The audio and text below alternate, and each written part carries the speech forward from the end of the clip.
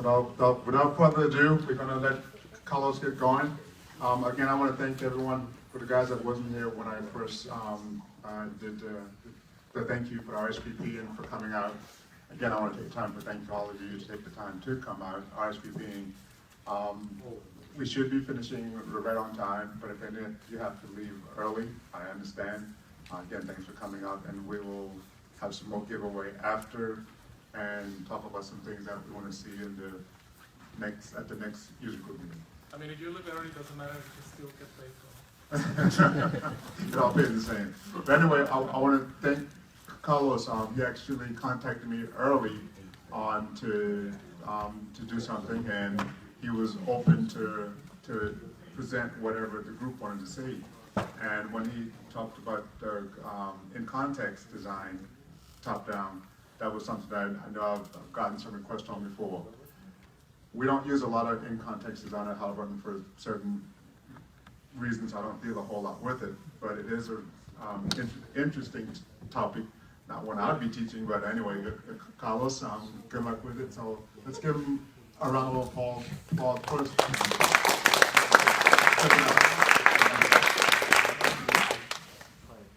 Yeah, actually, I was still in Santiago. The last time I was using the mic, it was ice on television, so I'm not gonna be singing today. So hopefully you're gonna stay until the end of the presentation.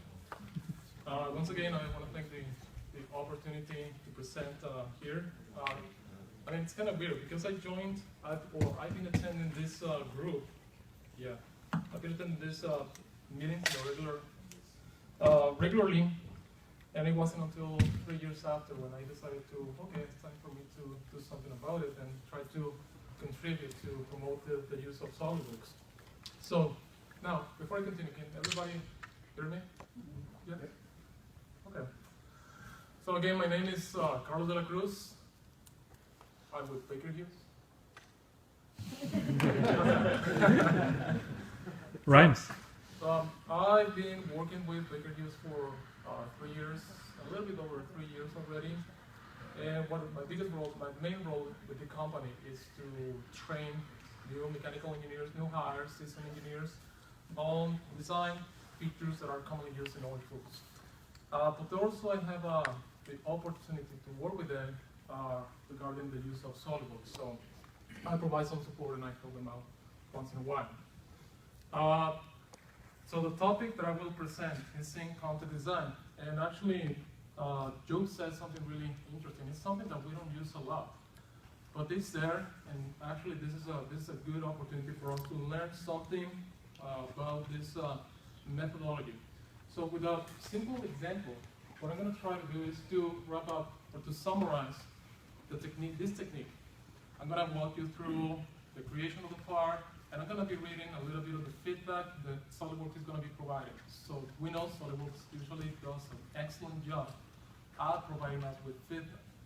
So we're going to take a look at those specifics regarding the in-context design. So we're going to create a part, then we are going to isolate the part because, as we will see in a moment, there's a big disadvantage.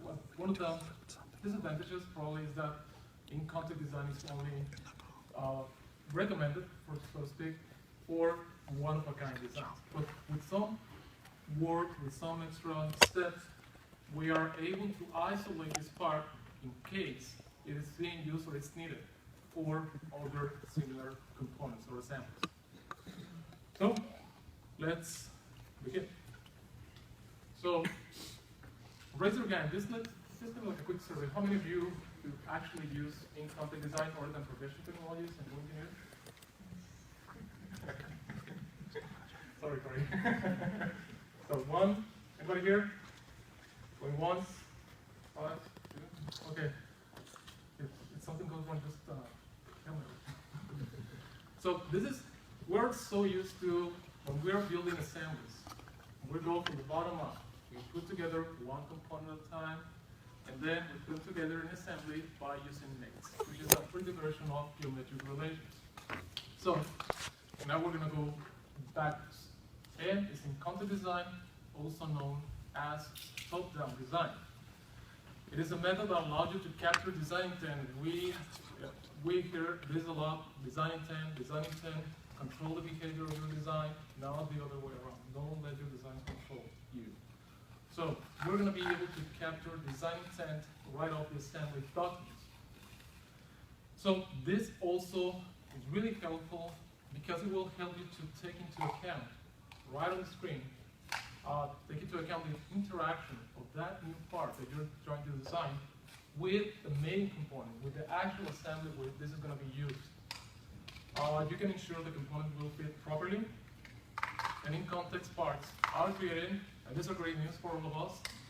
These are created by using a standard sketching technique. So we don't have to relearn SolidWorks all over again. We're going to be using those existing tools that we already know of.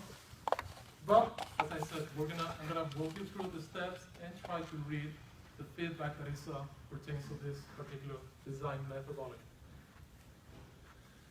Now, some of the advantages that I can tell from this methodology is that you can make changes real quick. Most of the time, some basic dimensions are required because you're going to capture design intent. You're going to capture geometry from other components. So basic dimensions are required, minimum information. Actually, recently, I was able to use this with conceptual designs where you really need to come up with ideas really, really fast with so little information, just the packaging. This is a casing ID, this is a minimum ID of the inner components of the tool, and you need to develop a tool that fits around that envelope. So conceptual designs are probably one of the best options where you can use this type of methodology. And it also will save you some time, may save you some time, because there's almost no need to search for drawings and waste a little bit of time, especially if you need something to really design really, really, really fast. Now, the other side of the coin, and probably these are not disadvantages at all, because we can take care of that with a little bit of extra work. We're going to be able to get rid of those inconveniences. Now, as we mentioned, in-concept parts are more suitable for one-of-a-kind designs. Now, the origin of the part depends on the location where the part was created in the assembly. So now that's another part that we're going to be looking at during this example. Now, if an in-context part has to be reused in other designs, then we have to, again, do some extra work, so applying some editing, editing tools. We need to remove those external references. You will see that this little symbol right here basically will describe or will indicate those features. Those are basically the sketches and features that are constrained by these external references. And at the end, if that is going to be used in a different component, in a different assembly, we can save that as an external file. Now, when we remove these external references in the part, we need to be really, really, really careful, because we're going to affect the entire purpose of designing or this type of in-context design, because we want to capture geometry, size, dimensions, everything from existing components. If we just move this just a little bit, then we're going to lose that particular geometry. So be careful on that part. So, important to remember, navigate. We need to learn how to navigate, feel comfortable at navigating the interface when it comes to in-context design, because we're going to be dealing with multiple editing modes: assembly, part, and sketch edit mode. Now, also, in order to begin the design, we need to specify the sketch plane. And it happens that the first plane that you select, it will default to the parts individual from plane. And your best friends here will be offset and convert entities. We are reusing, we're recycling existing information. So, this is our goal today. I'm not going to get into details of what type of component it is, or what material, it should be this size or that size. I'm just going to make sure that I follow focus this presentation on the techniques that are used in SolidWorks in order to design this mating part. So that is going to, actually, we can see there's a wireframe, which is kind of transparent here, that depicts what the final intent of this design is. Now, we mentioned that the main advantage is that we need some basic dimensions and little information is necessary here. So, let's take a look at the basic information that we have. Now, we have the thickness right here, should be about 12. I'm going to be using millimeters. So we have 12. Then the thickness right here between these two RAM features will be 24 millimeters. And there will be a small gap right here of 0.33 millimeters. And also there will be some cuts right here to allow for these components to be assembled. And there we're going to allow a gap of at least 2 millimeters. So this is the foundation, this is the framework we're going to be using in order to develop this design. So I don't want to spend too much time on this PowerPoint, and take a look at this design. So this is our assembly. And here, the first step that I will follow is to insert a new part. I'm going to get rid of some of these things. Yes. And you will see there's a little check mark right here.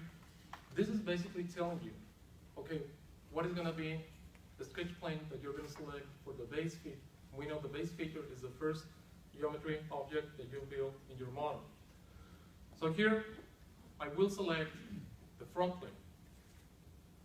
Now, learning how to navigate the interface in content design is important, because you can see once that we select the front plane, the part, or basically the edit mode, goes from assembly editing mode straight to sketch mode. So you're ready to begin your sketch. You're ready to begin your design. So, but also you can see that the basic components that we're going to be using as reference become transparent. You can control the visibility of this component. They can make it transparent, or we can also control that. We can control the way the components are going to be displayed by going to colors. And here we can select assembly. And here within the assembly options, we have the color, the default color for editing the parts that you're editing inside assembly, and non-edit parts. And you can force the colors to be like this when you check this option right here.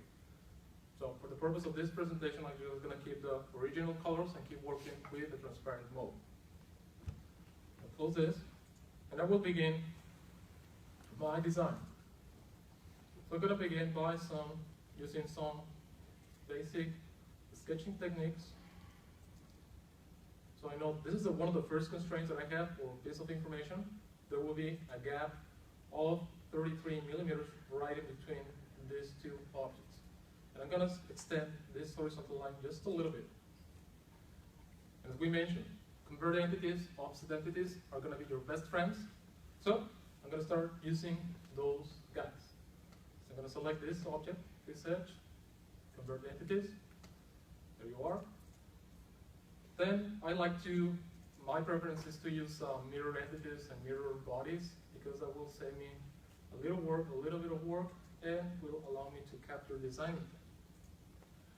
Now, I'm going to create one other portion here of this part. And I'm going to extend this horizontal line just a little bit.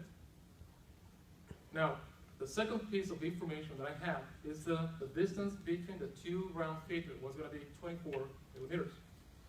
So, I'm going to select offset entities. And I'm going to go with the 24 millimeter distance that was given. And I will press OK. And I will start using trim entities. In this case, I will remove those extra objects that I have here. I'm going to get rid of this and basically start shaping the profile, the main profile that I need. And I should not forget about this minimum distance that I have to specify here. Now, just be careful when you're working with in-context parts, because the unit systems may not be consistent with the assembly. So I mean, that's from my experience. So I always check. I always make sure that that I'm working with the right unit, the correct unit system. So I'm going to switch to millimeters. So keep that in mind if you're working with in-contact design. Now let me go back to the sketch mode. So because I'm going to be creating mirror entities relative to this center line that I have just right here, create the main profile. So I'm going to create an extruded base feature, and here I'm going to be taking advantage of the surface in order to control the thickness of this or the total depth for this extrusion. So I select off the surface, select one face, and I will select the second direction to be the same off the surface, but I select the one on the back of this part.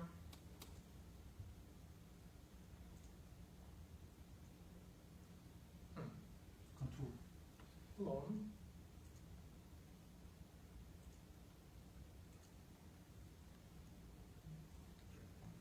Okay, I can select this.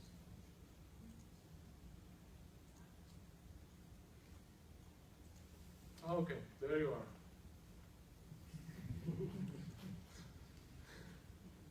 You will be here to deal with that. Okay, so here we have one part. Now I'm going to be building this in small chunks of material. Now, when you are building in contact design, try to, as much as possible, try to use references from the new part in order to build this new component. So in that way, you are preparing your design. If you ever need to use this component later in a different design, taking those geometries pertaining to this new component will allow you to get rid of those external references with ease. So because we know that each part will contain its own set of default items from top, right, and origins. So I will try to select as much as I can all the objects pertaining to this new part. So with that being said, I'm going to select the new plane for this round feature. Now when you're working in context, with in-contact design, and pretty much in general, SolidWorks will have a preference for solid colors. So we will assume that anything that is transparent does not exist. So you can select for this box. So in this case, it's convenient because I want to select the bottom face of the new design. And I will select this face to create a new sketch. So you will see that as we progress into this presentation, most of the tools that I'm using here is something that we already know how to use when using SolidWorks. So let me just get my reference here. And again, we'll be using offset entities, convert entities to capture existing geometry from the part. So I'm not sure if I did this right, but let me try it again. There you are. And I will create an extruded feature. And I will select once again off the surface. But again, I'm trying to select as many references of the part itself to make the process a lot easier later on if we're using this component in a different assembly. So now I can create a mirror body, a mirror feature in this case. I will select, in this case it will be the right plane, there you are, from the new part. And under features to mirror, I will select this part right here. So I'm just trying to automate the design and capture design. Now, I'm going to capture the geometry pertaining to these holes in order to be able to assemble these bolts. So, in this case, I will select the bottom plane, the top plane in this case, and I'm going to create a new sketch. And I will project the circles that describe the profile of those holes. So I'm going to be projecting those on the top plane of the new part. And then, since this is a fully defined sketch, I can use it already in order to create the next feature. Now I want to remove material, so I go to the Features tab, Extruded Cut, and I will reverse the direction of this cut back to where I need it, and I will say Through All. Which is really nice about this tool, Through All, is that you are only removing material from the new part. None of the other existing components will be affected. So that's a plus. So you don't have to carefully make a selection in order to avoid those problems. So with Through All, I take care of that. And following similar steps, I'm going to create the hole, the center hole right here from that feature. Once again, so plane for the new part. I will create a sketch. Select this little round feature, convert entities, features, extruded cut, reverse the direction, Through All. And we just have one more thing. We just need to create some a cut right here to allow for some room for these components to be assembled. So I'm going to select this face, new sketch. I know it's going to be a circle. I will wake up the center point, click right here, create my circle, and define a small dimension from this vertex to this circle. And that will be 2 millimeters. And since these features will be pretty much the same, on either side is symmetric, I will take advantage of mirror entities. Mirror entities, select the circle, then my reference. Create an extruded cut. Through All. The other way, the other side. And that's it.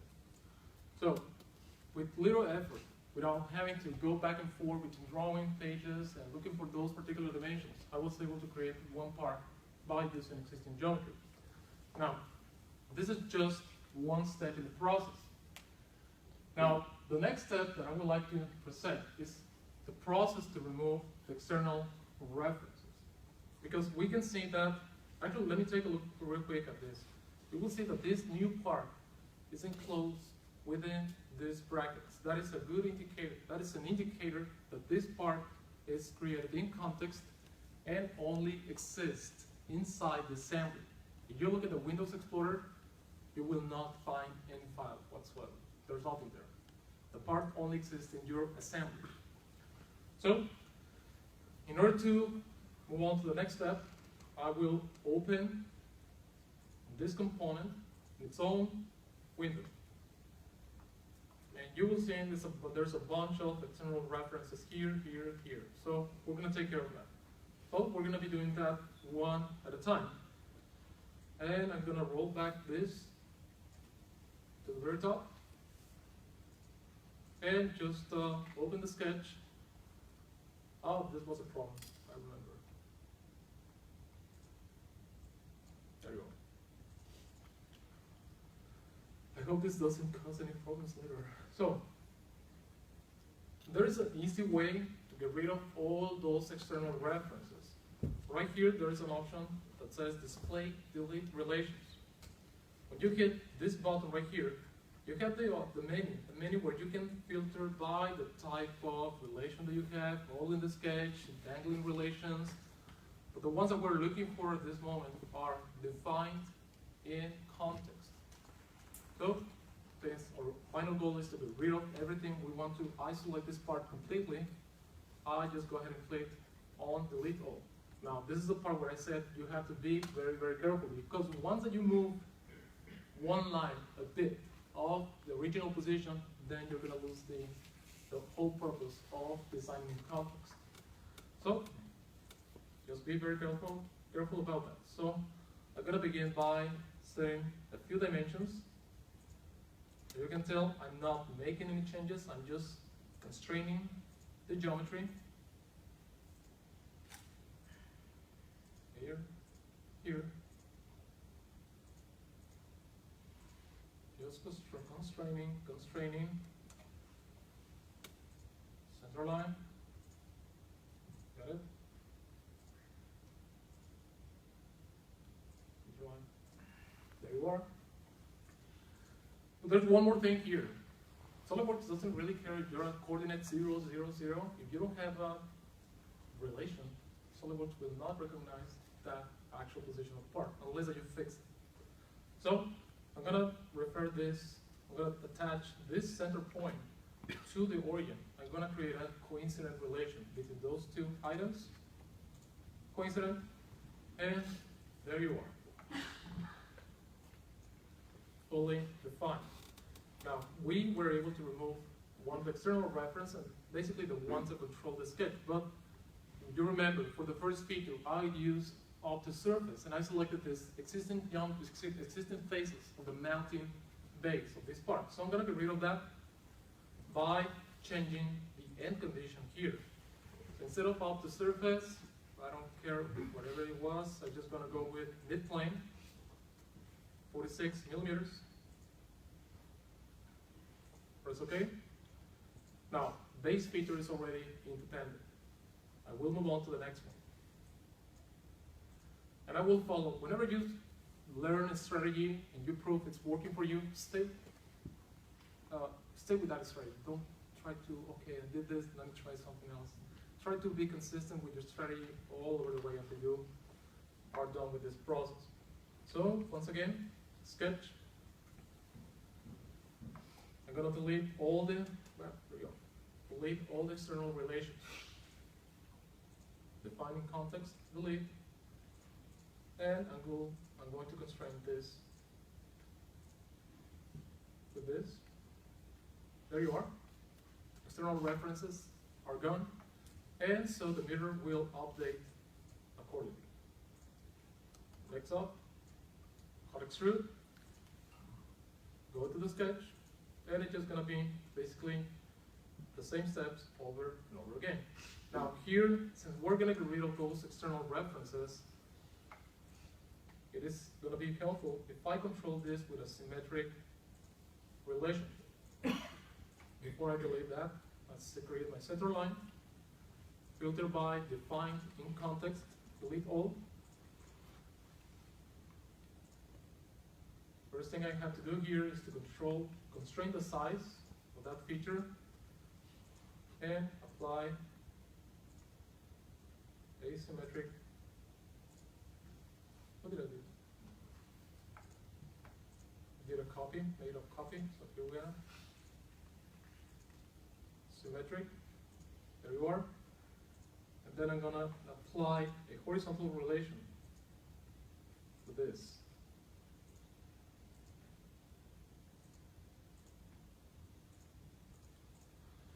So, fully defined, and external references are gone. Do one more.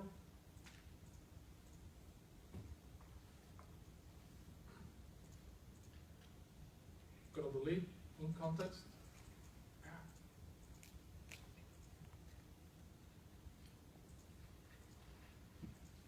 Okay. I control the size before anything else happens. And then I'm going to move. It's easy for me, just personal preference. In order to constrain this exactly at the origin of this part. Exit this guy. Move on to the next one. We're almost on. Eliminate all the external references in this figure. Delete all. So first thing here, control the size of that circle, and just use the standard sketching techniques.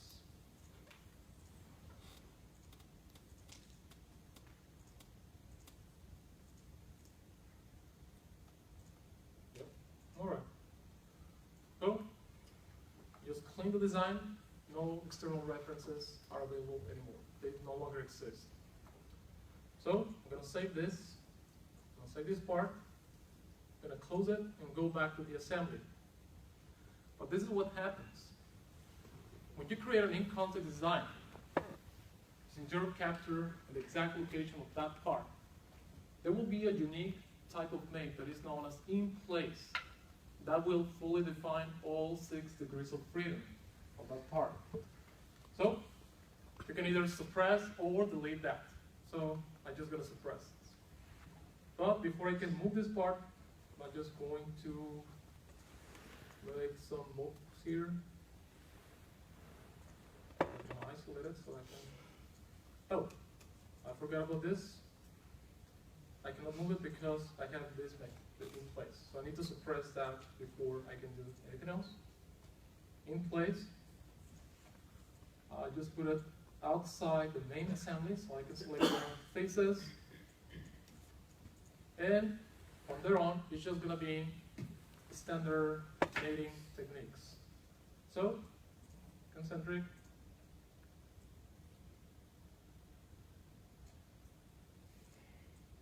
Go up.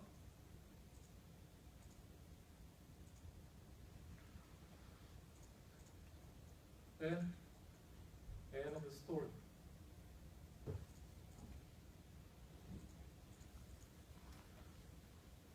Again, this is a very powerful tool that I can find multiple uses on this in-context design. And this is just a simple example, but there's a lot that you can do with this in-context design. So that's pretty much in-context design in a nutshell. So we went from creating a new part in the assembly. Remember, the first plane that you select to create the base feature will become the front plane of the part. If you were to document this part in a drawing, that will correspond to the front view. Then we build all the geometry using standard sketching techniques. But remember, your best friends with this type of methodology will be offset entities, convert entities. You're capturing the existing dimensions, existing geometry. You're recycling. You don't want to do this all over again. We'll save you time. You don't have to be sifting through multiple documents in order to find dimensions. If you need to come up with some rapid changes.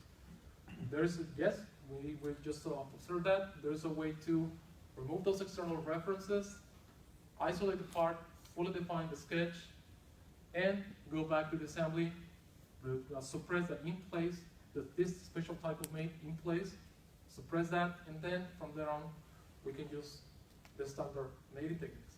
But there's one more thing. But wait, there's more. We're still can see the bracket right here, which means even with all this work we already completed, the part is not independent. We need to isolate this part in its own document, in its own file. So the process is very simple. All we have to do is to right-click on the part and select Save Part as an external file. And here you can specify the path that where you would like to save this document. In this case, I always use same as assembly.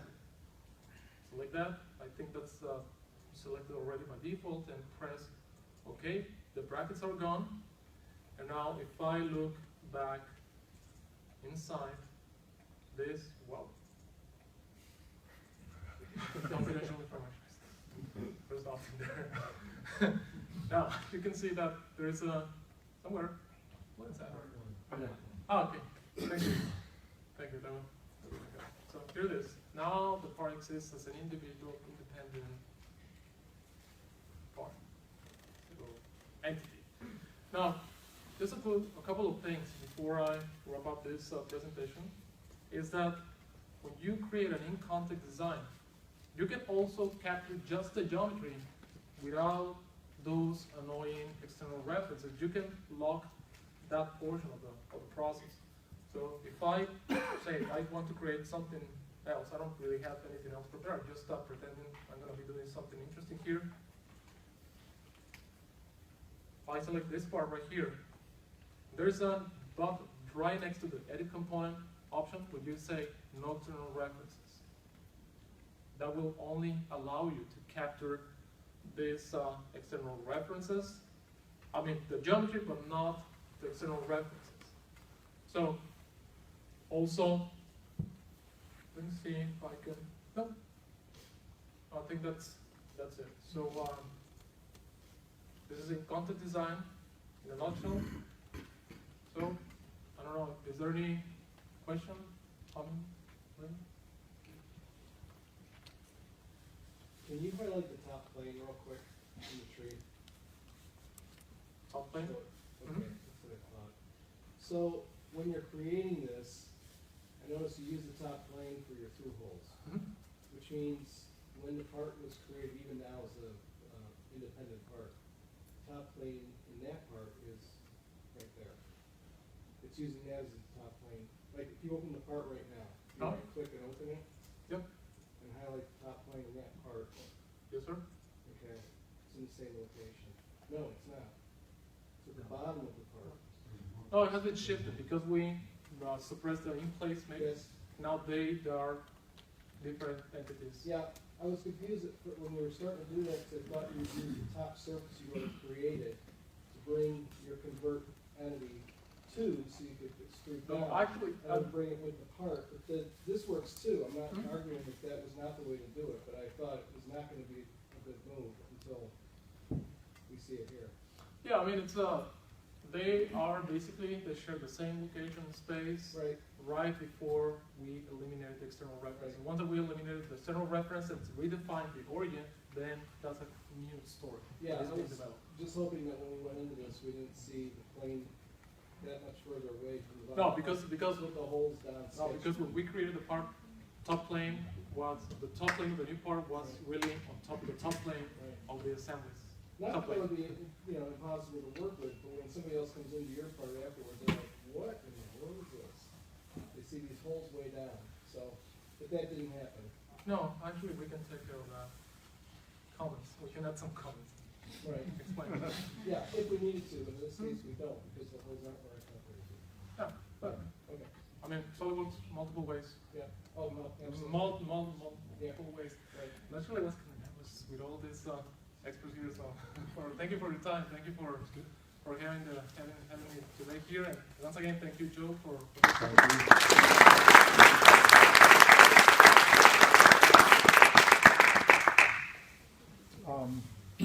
So, you can stop.